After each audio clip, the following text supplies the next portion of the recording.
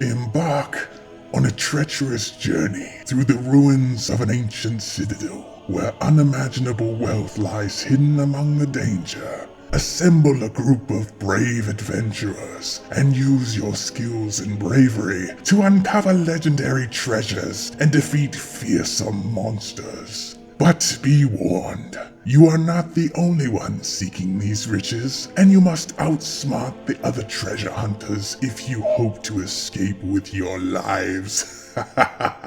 Can you navigate the hidden pathways out of the citadel before the darkness consumes you and your riches? Only the most cunning and courageous will survive this unforgiving, hardcore first-person fantasy dungeon adventure. What's going on YouTube? If you're a fan of hardcore fantasy games and enjoy a bit of competition, then you are in for a treat today. We're going to be talking about Dark and Darker, the intense and unforgiving FPS dungeon adventure set to be released in Q4 of 2023 by indie developer Iron Mace. This game has been making waves in the gaming community, and for good reason. In this video, we'll take a closer look at the gameplay, features, and overall appeal of Dark and Darker. So this game combines slow to mid-paced action with strategic gameplay as you explore treacherous dungeons and fight off fierce monsters. But it's not just about defeating the AI-controlled enemies. You'll also have to outwit other players who are competing for the same treasure. It's a unique blend of PvE and PvP that adds an extra layer of tension and excitement to the game. This latest alpha playtest was challenging and exciting, and will definitely appeal to fans of hardcore dungeon crawlers and survival horror games. You know, many players have requested that the playtest be extended or updated as they continue to play until the game's release. And I don't blame them. I mean, it's clear that gamers can't get enough of Dark and Darker, and quite frankly, neither can I.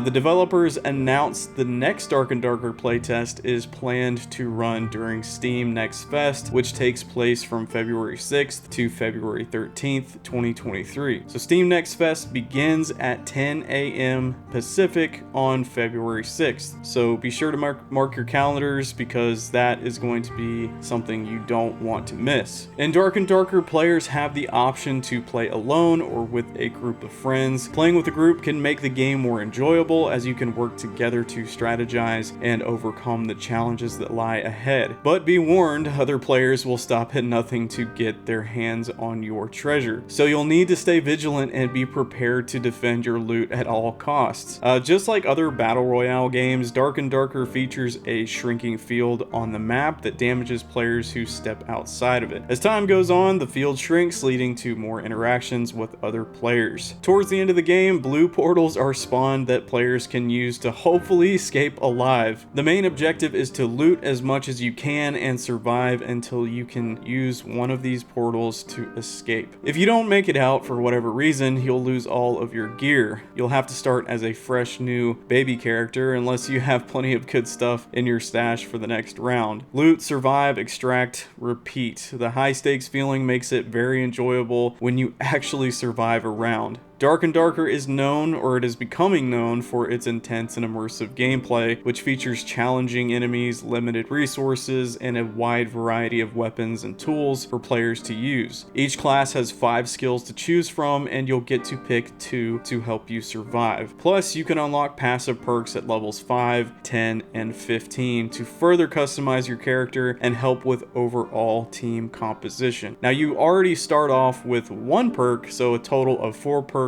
all in all. And if that wasn't enough, even more customization is coming later, which is going to be in part 2 of this video, so definitely check that out. This playtest, we could choose between a fighter, a barbarian, a rogue, ranger, wizard, and a cleric, all with their particular strengths and weaknesses. You know, I had the opportunity to play as all of these characters, and I got most of them up to level 20, but I played around with the wizard and the rogue in the beginning and found that both classes bosses offered unique gameplay experiences. Actually, you know what? I mean, all of them did. All of them were quite unique. But as a wizard, I was able to use powerful magical spells to take out enemies from range and even close up, while the rogue's stealth abilities allowed me to kind of sneak up on enemies and secure a lot of loot and kills. But what was funny is that the wizard and rogue seem very similar in their playstyle when it comes to like cloak and dagger, you know, which I thought was kind of funny, but hey, it's still cool. Like, who would have thought the wizard would be just like a rogue almost? But anyway, be warned, this game wants you dead. I mean, skeleton archers, skeleton mages, they might be easy to take out from range, but getting in close can result in a lot of well, damage or death, but possibly more so death, especially in the beginning. But like all dungeons, there's traps, there's monsters, venom, elite enemies, and other players, you know, they just all pose this huge threat. And new players tend to find out really quickly that wraiths and skeletal champions are not really something you want to trifle with early on. You'll need to listen closely to footsteps and use audio cues to determine whether to run or fight. And trust me, you'll want to play this with headphones to fully immerse yourself in this intense game. So who else died within the first 5 minutes of the game? Because I know I did.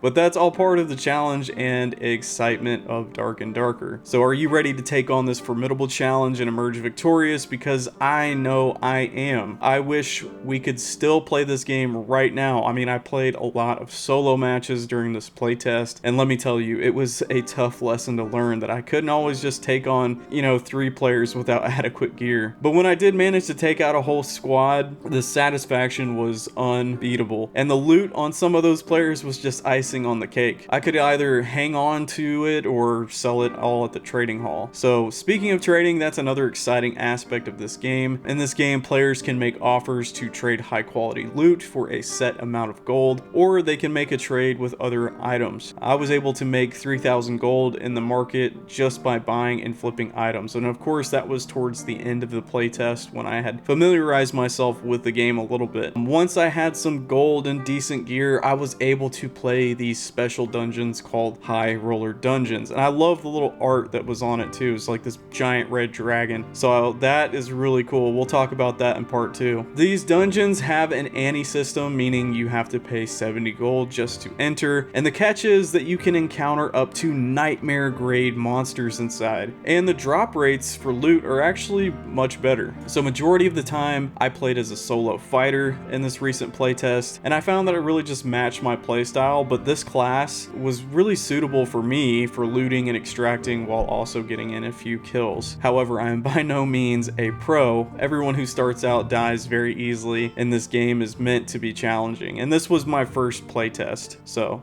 the game rewards players with a variety of loot, though the drop rates for epic, which are the purple items, and the legendary, which are orange items, were turned down for this particular playtest. So once you're out of the dungeon, you can sell your treasure to the collector or trade with other players in the in-game market. Or if you're feeling particularly brave, you can always take a red portal down to a tougher dungeon, which looks and feels a lot like hell. It's a high risk, high reward aspect of the game. Certain weapons and armors will have different stats / bonuses, so pretty much basically your typical RPG elements like strength, willpower, agility, knowledge, resourcefulness, etc. Like, these are just necessary stats to have on equipment and weapons. It can also give percentage boosts to stats, so you can also purchase or find health potions, bandages, campfires, protection potions, and throwables. Vendors are on a timer and will restock their inventory, so that's very helpful, and that will help with, you know, taking on these bosses in some of these lower dungeons via the red portals. So going solo is definitely not advised in these dungeons, as the bosses like the Lich and Ghost King are almost unbeatable. I'm not saying you can't beat them as a solo, but I don't really see that happening.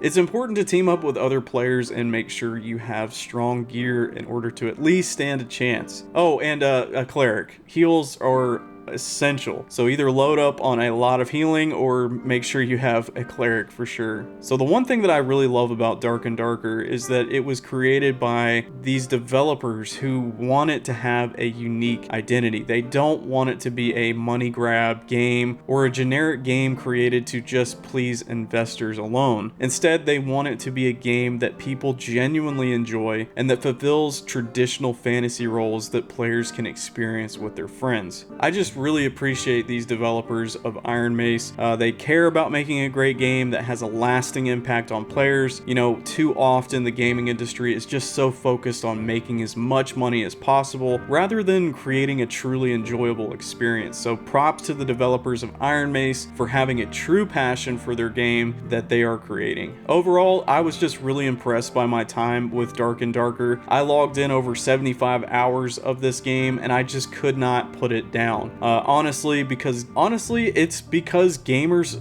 including myself, we're just so starved for something, you know, fresh and exciting. The gameplay is intense, it's immersive, the character customization is going to be deep and rewarding later on. I mean, it's already really good now. And then we have the blend of PvE and PvP, just adds this extra layer of tension and excitement. Like I've said, it's been really fun for me to earn gold and try my luck in these challenging dungeons. So I can't wait to see what the final release has in store, and I'll definitely be tuning in for the next playtest during Steam Next Fest. If you're a fan of hardcore dungeon crawlers, you need to give this game a try. I highly recommend it. So thank you so much for watching, and be sure to check out part 2 where I go over a Q&A Google document that you don't want to miss out on. It's got a lot of great stuff in there, so I hope to see you in the next one. Oh, and please be sure to like and subscribe to the channel. I would love to do this full time. I really want to be a YouTube channel that just kind of surrounds itself by Dark and Darker. Like, I really want this to focus on that game. But anyway,